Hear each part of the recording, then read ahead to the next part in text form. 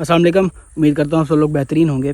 आज की video PTA के एक नए कांड पर है। ज़ाहिर सी बात है, जब से पीटीए पाकिस्तान में वजूद में आया है, वजूद में तो पहले से आ चुका था, लेकिन जैसे ही इमरान खान साहब की गवर्नमेंट आती है और पीटीए एक इम्पोज़ कर देती है टैक्स मोबाइल फ़ोन यूज़ करने पर, जो कि पहले दिन से ही मतलब एक्सप्लेन करने के काबिल नहीं था कि एक फ़ोन पर 10,000 रुपये का फ़ोन है, उस पर 10,000 रुपये टैक्स लगा दिया गया था।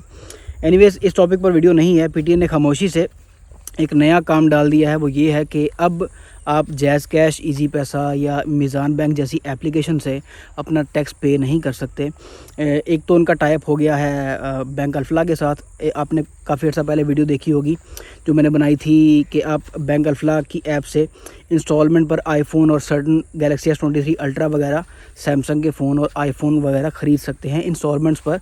सिर्फ वो बैंक अल्फला की ऑप्शन थी। मतलब एक खामोशी से पीटीए का बैंक अल्फला के साथ टाइप हो गया है, जिसकी वजह से अब सिर्फ बैंक अल्फला की ऐप के साथ ही आप पीटीए का टैक्स पे कर सकते हैं। दूसरी जो सोर्स है वो है नेशनल बैंक।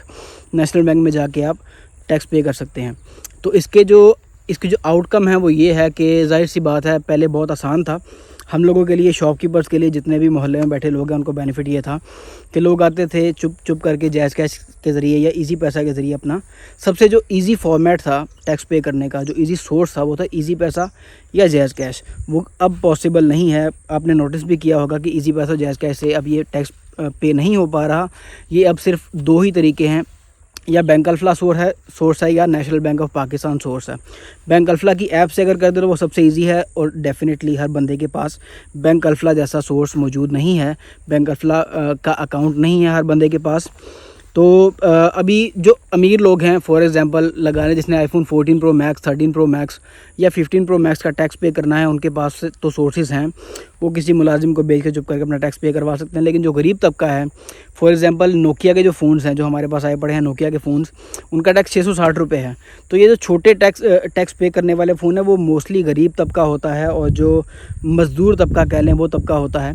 तो एक छोटे फ़ोन का टैक्स पे करने के लिए उनको ऐसी खींचल, ज़ाहिर सी बात है, हर गांव में बैंक अल्फला नहीं है, हर देहात में बैंक अल्फला नहीं है, नेशनल बैंक भी के लिए भी बहुत दूर जाना पड़ता है। तो इसको मेरे ख्याल में इसको इजी रखना चाहिए था।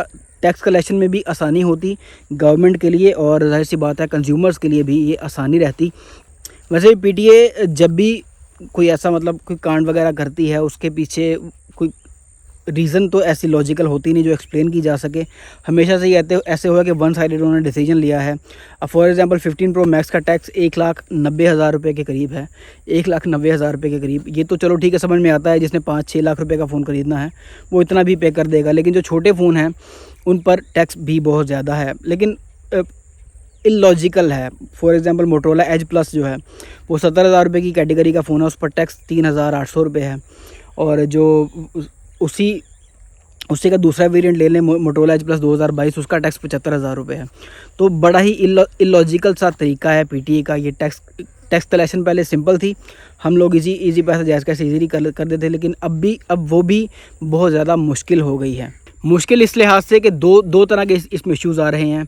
फॉर एग्जांपल एक शॉपकीपर एक फ़ोन बेचता है और अपने कस्टमर से कहता है कि भाई ये टैक्स इसका बैंक अल्फला में या नेशनल बैंक में पे कर देना। तो जब वो कस्टमर पे नहीं कर पाता, उसको जाहिर सी बात है आसान नहीं है, इजी पैसा जैज़ कैश जितना आसान नहीं है, तो कस्टमर शॉपकीपर पे डाउट करता है कि पता नहीं शॉपकीपर ने उसको कोई गलत चीज़ दे दी है। तो काफ़ी कंप्लेंट्स इसमें भी आ रही हैं।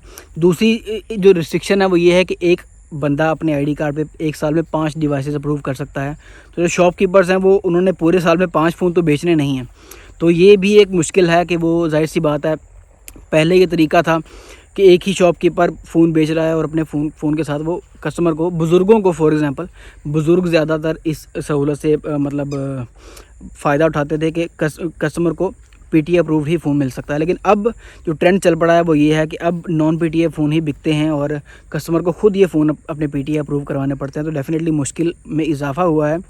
अवेयरनेस, जाहिर सी बात है, ऐसे लोग वीडियोस बनाएंगे तो उनको पता चलेगा कि अब सिर्फ नेशनल बैंक और बैंक अल्फला से ये अपना इजी पैस पीटीए की फ़ीस जमा हो सकती है। उसके अलावा कोई सोर्स नहीं छोड़ा हुकूमत ने। आसान था जैज़ कैश और इजी पैसा, मैं पहले भी कह चुका हूँ, कस्टमर्स के लिए आसानी थी, बुज़ुर्गों के लिए बहुत ज़्यादा आसानी थी, क्योंकि नोकिया जैसे जो छोटे फ़ोन हैं या जिनका टैक्स कम है, जो 10-20 हज़ार रुपये के बजट वाले फ़ोन हैं जिनका टैक्स कम है, डोकोमो के फ़ोन आ जाते हैं, सोनी के फ़ोन आ जाते हैं जिनका टैक्स 4-5 हज़ार रुपये है, वो मोस्टली गरीब लोग ही ख़रीदते हैं या मिडिल क्लास लोग ही ख़रीदते हैं, जिनके पास बैंकिंग सोर्स ज़्यादातर लोगों के पास मौजूद नहीं है।